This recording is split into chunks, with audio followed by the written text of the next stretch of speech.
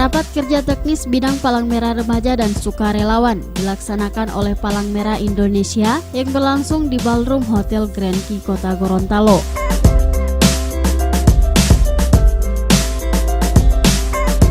Pelaksanaan rapat ini dihadiri sekaligus dibuka dengan resmi oleh Gubernur Gorontalo Dr. Andes Haji Rusli Habibie MAP dengan tujuan untuk mensosialisasikan temu karya Sukarelawan Nasional ke-6 PMI Nasional tahun 2018, menyamakan program dan tujuan PMI masing-masing kabupaten kota, sekaligus untuk meningkatkan kapasitas PMI dalam mewujudkan visi PMI.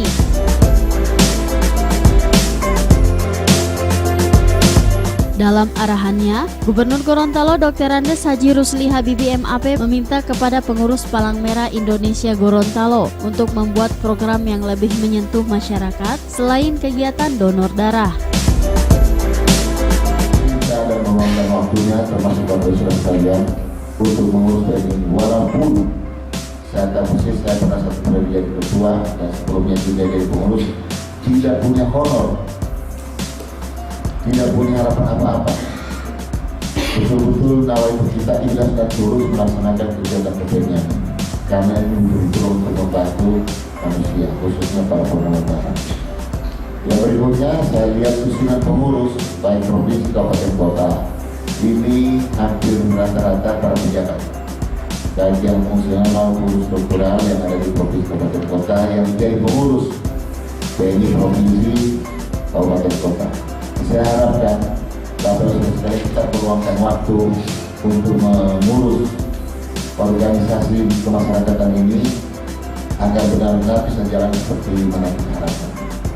Juga kepada pejabat khususnya dari provinsi, saya harapkan membuat kegiatan yang dikolaborasikan dengan PMI.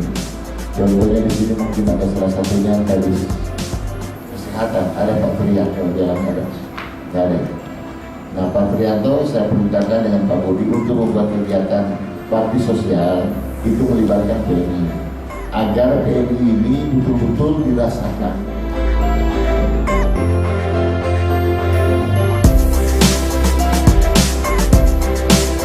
Pelaksanaan acara ini berlangsung 1 hari dan diikuti oleh pengurus PMI seprovinsi Gorontalo.